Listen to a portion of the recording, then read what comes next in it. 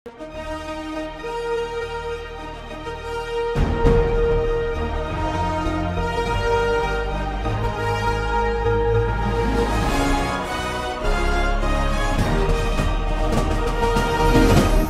பார்த்து கொண்டிருப்பது உங்கள் ஜாஷுவா டிவி, சகல ஜனங்களுக்கும் நற்செய்தி.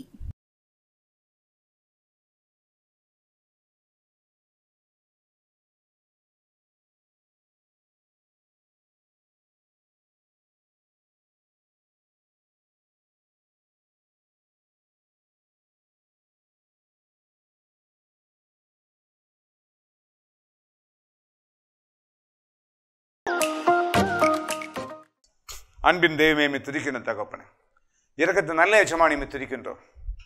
இந்த அருமையான வேலையின் கூட கர்த்தாவே, உம்மை நோக்கி துதிக்க செவிக்க இப்படிப்பட்ட தருணத்தை எங்களுக்கு தந்தீங்க, அதுக்காக நன்றி தகப்பனே.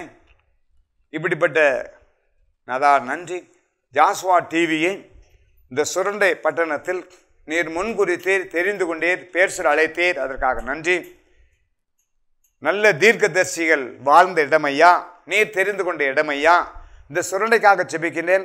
இந்த சுரண்டை பட்டணத்தில் ஒவ்வொரு ஜனங்களும் காக்கப்பட தெய்வீக பாதுகாப்பையும் சரீர பலன் உற்சாகத்தையும் நீங்கள் தரும்படியாக செபிக்கின்றேன்.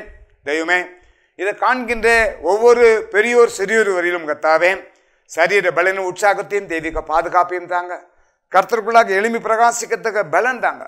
தேவ திட்டத்தை நிறைவேற்றத்தக்க ஒரு வல்லமை அவங்களுக்கு தாங்க ராஜா. எங்களால் ஒன்றுமல்ல கர்த்தாவே. என்னுடைய நண்பர்கள் பார்க்கின்றார்கள், என்னுடைய உற்றார் உறவினர்கள் பார்க்கின்றார்கள், என்னை அறியாதவர்கள் பார்க்கின்றார்கள், என்னுடைய விரோதியாக இருந்தாலும் அவர்கள் பார்க்கின்றார்கள். நன்றி டாடி. எனக்கு சாத்தானை விட விரோதி யாரும் இல்லை. ஆனால் என்னை விரோதித்தவர்கள் இதை பார்க்கலாம். அவர்களும் மனம் திரும்ப, அவர்களும் இந்த வேத வசனத்தை நேசிக்க, கர்த்தருக்காக எளிமை பிரகாசிக்கத்தக்க பலனை ஞானத்தையும் கிருபையும் தந்து தேவ திட்டத்தை அறிந்த எனக்கு அவர்களும் தேவ திட்டத்தை அறிந்து கொள்ள புரிந்து கொள்ள நீ தேவ திட்டத்தை தந்து வழிநடத்த வேண்டும் என்று கர்த்தராகிய இயேசு கிறிஸ்து நாமத்தினால் கேட்கின்றோம் நல்ல பிதாவே, ஆமேன், ஆமேன். மலை மேலுள்ள பட்டணம் ஒருபோதும் மறைந்திருக்க மாட்டாது என்பதை பார்க்கின்றோம். ஏன் மறைந்திருக்க மாட்டாது? ஒரு கர்த்தருடைய வார்த்தை நமக்குள்ளாக வருமானால் மலை மேலுள்ள பட்டணமாக தேவன் நம்மளை வளர்ந்து கொள்கின்ற தேவனாக இருக்கின்றார். தேவ திட்டத்தை நிறைவேற்றுகின்ற தேவனாக இருக்கின்றார். தேவன் ஒருபோதும் நம்மளை ஒரு வகையிலும் வெட்கப்படுத்த மாட்டார் என்ற விசுவாசம் காணப்பட வேண்டும். எனக்கு அருமையான தேவஜனமே, இந்த நாளின் செய்தியின் தலைப்பு இயேசுவும் பிசாசும். உண்மைதான், சாத்தான் உண்டு, இயேசு கிறிஸ்துவின் நாட்களில் உண்டு. இந்த நாம் ஜீவிக்கக்கூடிய கிபி என்ற கிருபையின் காலத்தில் நாம் ஜீவிக்கின்றோம். இந்த நாளிலும் பிசாசுடைய சாத்தானுடைய அந்தகார இருள் உண்டு. ஆனால் தேவன் சொல்லுகின்றார், என்னுடைய வார்த்தை உங்களை பாதுகாக்கும். என்னை விசுவாசிக்கின்றவன் இருளில் நடந்தாலும் பயப்படாதிருப்பான், தீங்கை காணாதிருப்பான். தீங்கான சூழ்நிலைமையாக இருந்தாலும் அதை நன்மையாக மாற்றுகின்ற தேவனாக இருக்கின்றார். மனிதனுக்கு மட்டும்தான் பிசாசு என்று நினைக்கின்றோம், அப்படி அல்ல. இயேசு கிறிஸ்து வாழ்ந்த நாட்களிலும் பிசாசு காணப்பட்டது. இயேசு கிறிஸ்து பிசாசானவனால் சாத்தானால் சோதிக்கப்பட்டார் என்பதை பார்க்கின்றோம். நான் சொல்லவில்லை. கி மு என்ற அருமையான இந்த வசனத்தின் மூலமாக புடமிடப்பட்ட எழுதப்பட்ட வாக்குத்தத்தமாக தரப்பட்ட இந்த வசனம் சொல்லுகிறது. எனக்கு அருமையான தேவஜனமே, இந்த வசனத்தை ஒரு ஜனம் வெறுக்குமானால், எனக்கு அருமையான தேவஜன் நீங்க புரிந்து கொள்ளக்கூடிய முக்கியமான விஷயம் கர்த்தருடைய வார்த்தை. இந்த வேதத்தை ஒருவன் மறந்தால் நான் உன் பிள்ளைகளை மறப்பேன் என்று சொல்கிறார். நான் வேதத்தை விட்டு மறந்தால், வேதத்தை விலகினால், நற்கிரியை செய்யாதபடி, நற்கிரியிலே பார்த்த இந்த நற்கிரியை நாம் செய்யாதபடி தீமைக்கு நாம் ஆளாகும் பொழுது நம்முடைய பிள்ளைகளுடைய பாதுகாப்பை தேவன் மறப்பார். நம்முடைய பிள்ளைகளுடைய உயர்வை தேவன் மறப்பார் பார்க்கின்றோம். எனக்கு அருமையான தேவஜனமே, தேவ திட்டத்தை, தேவ சித்தம் என்ன என்பதை அறிந்து புரிந்து நாம் செயல்பட கற்றுக்கொள்ள வேண்டும். இயேசுவும் பிசாசும் என்பதை செய்தியின் தலைப்பு இந்த நாளில் தியானிக்கத்தக்க தேவன் கிருபை தந்தார். முடிந்தவங்க நோட்ஸ் இருந்தால் குறிச்சுக்கோங்க. உங்களுடைய ஆவிக்குரிய ஜீவன் நல்ல ஒரு வளர்ச்சியை காணத்தக்க தேவன் கிருபை தருவார். இந்த உலகத்தின் அதிபதியா இருக்கின்றான், அவனுக்கு என்னிடத்தில் ஒன்றும் இல்லை என்பதே யோவான் 14 அதிகாரம் 30வது வசனத்தை நாம் பார்க்கின்றோம். யோவான் 14:30 இந்த வார்த்தையை நான் பார்க்கின்ற போது அருமையான வசனத்தை நான் பார்க்கும் பொழுது, இந்த உலகத்தின் அதிபதியாய் வருகின்ற அவனுக்கு என்னிடத்தில் ஒன்றும் இல்லை. அவன் எதிர்பார்க்கக்கூடிய தீட்டு என்னிடத்தில் இல்லை. அவன் எதிர்பார்க்கக்கூடிய பாவம் என்னிடத்தில் இல்லை. அவன் எதிர்பார்க்கக்கூடிய தீமை என்றதில் இல்லை. தேவ திட்டத்தினால் பரிசுத்த ஆவியானவர் மூலமாக புருஷனை அறியாத கன்னியாகிய மரியாள் மத்தியில் பரிசுத்த ஆவியானவர் மூலமாக உருவாக்கப்பட்டு தேவன் தெரிந்து கொள்ளப்பட்ட பாத்திரமாக இருந்த இயேசு கிறிஸ்துவுக்கு சோதனை வந்தது. உண்மைதான். பிசாசின் மூலமாக ஜெயம் கொண்டார். வரக்கூடிய அந்த பிசாசிற்கு ஏன்னா என்னிடத்தில் இடமே இல்லை, அவன் எதிர்பார்க்கக்கூடிய தீமைகள் சிந்தனை எதுவுமே என்னிடத்தில் இடம் இல்லைன்ட்டார் வருவதற்கு முன்பாக. மத்திய 4ஆம் அதிகாரம் 1, 2, 3, 4 இந்த வசனத்தை நாம் தியானிக்கும் பொழுது தேவன் தாமே வழி நடத்துவாராக. அருமையான இந்த வசனத்தை நாம் பார்க்கின்றோம். இயேசு பிசாசினால் சோதிக்கப்படுவதற்கு ஆவியானவராலே வனாந்தரத்துக்கு கொண்டு போகப்பட்டார். இயேசு இரவும் பகலும் 40 நாட்கள் உபவாசமாக இருந்தார், உணவு உட்கொள்ளவில்லை.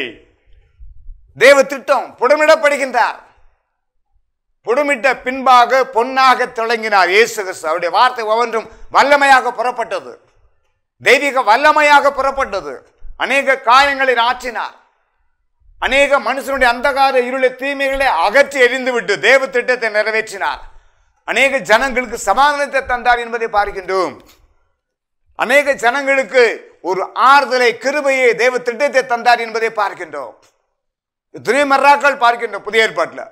கர்த்தராகிய இயேசு கிறிஸ்து ஊழிய நாட்களில் அநேக தேவ திட்டத்தை செய்து முடித்தார் என்பதை பார்க்கின்றோம். ஒன்று, அவர் பாவம் செய்யவில்லை, நன்மை செய்கின்றவராகவே சுற்றி திரிந்தார். எனக்கு அருமையான தேவ ஜனமே, இயேசு கிறிஸ்துவுக்கும் பிசாசுடைய சோதனைகள் வந்தது, நமக்கும் வரலாம். ஆனால் பரிசுத்தராகிய இயேசு கிறிஸ்து நன்மை செய்தபடினால் வந்தது. இந்த நாளில் நமக்கு தீமை செய்தபடினால் பிசாசுடைய தொந்தரவு நமக்கு வரக்கூடாது. எனக்கு அருமையான தேவ ஜனம், நன்மையை செய்வோம், நன்மையை கண்டடைவோம். நாம் இந்த உலகத்தில் எவைகளை நாம் விதைக்கின்றோமோ அதை அறுவடை பண்ணுவோம் என்ற திட்டம் நமக்குள்ளாக காணப்பட வேண்டும். யாருமே பார்க்கல, 4 சவத்துக்குள்ள நம்ம ஒரு தீமை செய்யறாங்க கிடையாது. வெட்ட வெளிச்சமாக தேவன் நடத்துவார். இருள் செய்யக்கூடிய பாவம், யாருக்கும் தெரியாதுன்னு செய்யக்கூடிய 4 சவத்துக்குள்ளாக செய்யக்கூடிய பாவம் அந்த அரங்கத்தில் தேவன் பார்க்கின்றார். நிச்சயமாக வெளியரங்கமாக பதில் தருவார், எதுவாக இருந்தாலும். அருமையான தேவ ஜனமே, 40 நாள்கள் இரவும் பகலுமாக இயேசு கிறிஸ்துடைய அந்த உபவாச நாட்களை நாம் பார்க்கின்றோம். 2வதாக நாம் பார்க்கும் பொழுது மறுபடியும் பிசாசு இயேசுவை மிகவும் உயர்ந்த மலையின் மேல் கொண்டு போய் மத்திய 4ஆம் அதிகாரம் 4, 11 இந்த 2 வசனத்தை தியானிக்கிறோம். மறுபடியும் பிசாசானவன் இயேசு கிறிஸ்து மிகுந்த உயர்ந்த மலைக்கு கொண்டு போகின்றான். ஏனென்றால் தேவ திட்டம் அது புடமிடப்பட வேண்டும். இந்த உலகத்தில் சூழ்நிலைகள் எப்படி இல்லாமல் இருக்கிறது, எப்படி நாம் தப்பிச் செல்ல வேண்டும் என்பதே வசனத்தின் அடிப்படையில் மட்டுமல்ல, இயேசு கிறிஸ்து வாழ்ந்து காமித்தார் என்பதை பார்க்கின்றோம். அவருடைய வழி சுவடுகளில் நாமும் வாழ்ந்து காமிக்க வேண்டும். இதற்காகவே ஜீவன் சுகம் பல நமக்கு தேவன் தந்தார். தேவன் நமக்கு ஆயுசு நாள் கூட்டி கொடுத்ததுக்கு ஒரு நாள் நோக்கம் இருக்கும். சேட்டை செய்வதற்காக அல்ல, திமிர்வாதனால பிடிவாதத்தினால தவறு செய்வதற்காக, வேசித்தனம் பண்ணுவதற்காக அல்ல. நன்மையான ஈவு என்ன என்பதை எழுதப்பட்ட இந்த வசனத்தின் பிரகாரம் நாம் ஜீவிக்க வேண்டும். இதுவே தேவனுக்கு உகந்த ஆராதனை, இதுவே தேவனுக்கு பிரியமான கருத்தான வார்த்தை என்பதை பார்க்கின்றோம். ஆனால் ஒன்று, அதே மத்திய 4ஆம் அதிகாரம் 11ஆம் வசனத்தை நாம் தியானிக்கும் பொழுது தேவனுடைய தூதர்கள் இயேசுவுக்கு பணிவிடை செய்தார்கள். எனக்கு அருமையான தேவ ஜனமே, தேவ தூதர்கள் இயேசு கிறிஸ்துவுக்கு பணிவிடை செய்தார்கள். எப்படி செய்வார்கள்? தேவ திட்டம் நிறைவேறும் பொழுது, இயேசுவுக்கு பாடுகள், நிந்தனைகள், போராட்டங்கள் வரும் பொழுது அவருக்கு பணிவிடை செய்வதற்கு தேவ தூதர்களை அனுப்பினார். தேவன் அனுப்பினார். உற்சாகம் எழும்பி பிரகாசிக்கத்தக்க தேவ தூதர்களை அனுப்பினார். உண்மைதான். நீங்க கேட்கலாம், இயேசு கிறிஸ்துடைய நாட்களில் கர்த்தராகிய இயேசு கிறிஸ்துவுக்கு உதவி செய்யும்படியாக தேவ தூதர்களை தேவன் அனுப்பினார். உண்மைதான். இன்று நான் உண்மையாக உத்தமமாக நான் ஜீவிக்கின்றேன், எனக்கு என்னுடைய குடும்பத்திற்கு நான் பரிசுத்தமாக ஜீவிக்கக்கூடிய எனக்கு தேவ தூதர்களை அனுப்புவாரா? கேட்கலாம். நீங்க அனுப்புவார், நிச்சயமாக அனுப்புவார். சாத்ராக், மேசாக், ஆபேத்நேகோவை நாம் பார்க்கின்றோம். அக்கினி ஜுவாலையில் போடுகின்றார்கள். அதோடு உலாவக்கூடிய தூதர்களை நாம் பார்க்கின்ற வசனத்தின் மூலமாக. அந்த ராஜா சொல்லவில்லையா, 3 பேரை தான் போட்டும் 4 பேர் உலாவுவதை பார்க்கின்றேன். அதில் ஒருவரை தேவனுடைய சாயலாக பார்க்கின்றேன். எவ்வளவு வித்தியாசம்! மனிதனாக பார்க்க முடியாது, தேவ சாயலாக காண்கின்றேன். காண்கின்ற தேவனை நான் வாழ்த்துகின்றோம், வணங்குகின்ற, போற்றுகின்ற, புகழ்கின்றோம். நமக்குள்ளாக ஒரு விடுதலை, வெற்றி, நீதி காணப்பட வேண்டும். அந்த நீதி மறையவே மறையாது, அது மாறாது. வேத வசனத்தின்படி யாருக்கெல்லாம் தூதர்களை தேவன் அனுப்பினார் என்பதை பார்க்கின்றோம். நான் இந்த சொன்ன வார்த்தை வசனத்தின் பிரகாரம் தேவ தூதர்களை அனுப்பினார் இயேசு கிறிஸ்துவுடைய பணிவிடைக்கு. உண்மைதான். இன்று நமக்கும் பரிசுத்தமான ஜீவியம், கர்த்தருக்கு பிரியமான ஜீவியத்தை நாம் ஜீவித்தால் இந்த வேத வசனத்தின் பிரகாரம் தூதர்களை நமக்கு அனுப்புவார். இக்கட்டான நேரங்கள், வேதனைகள், மற்றவர்கள் புரிந்து கொள்ளாத ஒரு சூழ்நிலைமையில் நம்மளை மிகவும் நெருக்கத்தில் கொண்டு விடும் பொழுது தேவதூதனை தேவன் அனுப்புவார். மனிதன் மூலமாக தேவதூதனை நிச்சயமாக அனுப்புவார். மனித உதவி அந்த இடத்தில் வரும். வெற்றி சிறக்க செய்வார், சேதம் ஏற்படாதபடி செய்வார். நிச்சயமாக தேவன் அதை செய்வார். அருமையான வசனத்தை பார்க்கும். சாத்ராக், மேசாக், ஆபேத்நேகோ 3 பேருமே அக்கினியில் போடும் பொழுது அந்த நடுவில் உலாவினார்கள். 4 பேராக உலாவினார்கள்.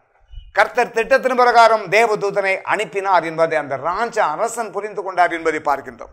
புரிந்து கொண்டு யோசனை பண்ணி எந்த ஒரு தீர்ப்பும் பண்ணுகிறார் என்பதை பார்க்கின்றோம். தானியேலே சிங்கக்கேபிலிருந்து விடுபட்டது ஒரு தூதனை தேவன் அனுப்பியிருப்பார், தூதர்களை அனுப்பியிருப்பார்.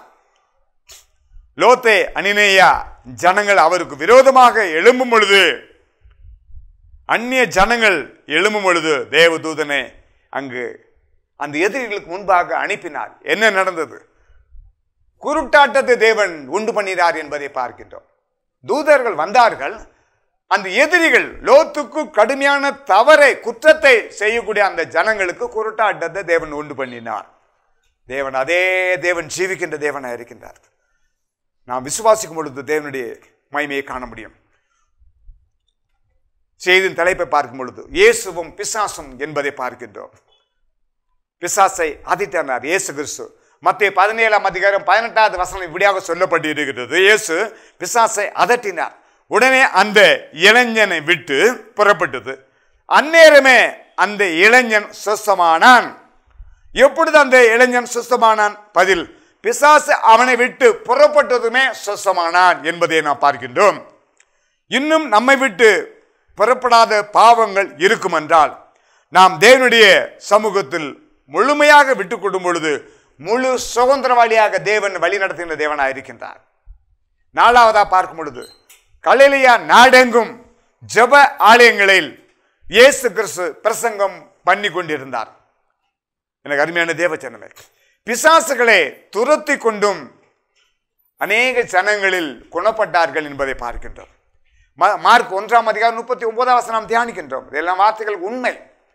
குறிப்பிடு பொருள் குறிச்சுக்கோங்க, பிரயோஜனமா இருக்கும். மார்க் 1:39 காணப்படுகிறது. மார்க் 1:40, 41, 42 3 வசனத்தை நாம் தியானிக்கும் பொழுது, குஷ்டரோகி ஒருவன் என்னை சுத்தமாக்க உம்மால் ஆகும் என்று வேண்டிக் கொண்டார். குஷ்டரோகி யாராலுமே முடியல, எல்லாருமே கைவிடப்பட்டார். உம்மால் முடியும் என்ற விசுவாசம் காணப்பட்டது அந்த குஷ்டரோகிக்கு. என்னை தூக்குவார் இல்லை, என்னை விசாரிப்பார் இல்லை, என்னை கண்டுகொள்வார் இல்லை. ஒரே வார்த்தை சொன்னார் குஷ்டரோகி, என்னை சுத்தமாக்க உம்மால் ஆகும் என்று வேண்டிக் கொண்டான். அவர் வேண்டிக் கொண்ட பிரகாரம் இயேசு மனதுருகி கையை நீட்டி குஷ்டரோகியை தொட்டு, எனக்கு சித்தம் உண்டு, நீ சுத்தமாகு. எவ்வளவு வார்த்தை பாருங்க, நினைச்சு பாருங்க. மருந்தோ தைலமோ பேண்டேஜோ எதுவுமே கிடையாதுங்க. கர்த்தருடைய வார்த்தை வல்லமை. அந்த வல்லமை இன்னைக்கு இந்த வசனத்தில் இருக்கு. அந்த வல்லமை நீங்க விசுவாசிக்கும் பொழுது அந்த விசுவாசமானது காணப்படாதவை நிச்சயமாக தேவன் வழிநடத்தின தேவனாக இருக்கின்றார். 5வதா பார்க்கும் பொழுது லூக்கா 4:41 நாம் தியானிக்கும் பொழுது அருமையான வசனம். பிசாசுகள் முன்கூட்டியே அறிந்தது நீ தேவனுடைய குமாரனாகிய கிறிஸ்து என்று பிசாசின் கிரியை உள்ளவர்கள் அநேகரை விட்டு புறப்பட்டு போனது என்பதை பார்க்கின்றோம். கர்த்தருடைய வார்த்தை அவ்வளவாக வல்லமையுள்ளது என்பதை பார்க்கின்றோம்.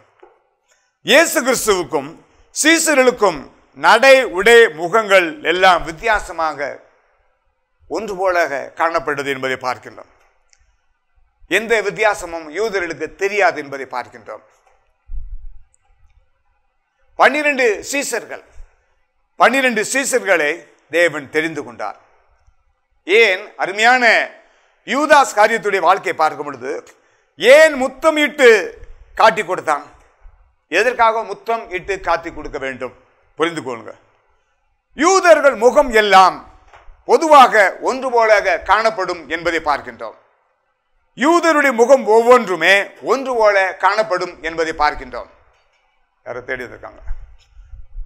யூதருடைய முகம் ஒவ்வொன்றும் போல எல்லாருக்கும் ஒன்று போல காணப்படும் என்பதை திட்டமாக தீர்மானமாக நாம் பார்க்கின்றோம்.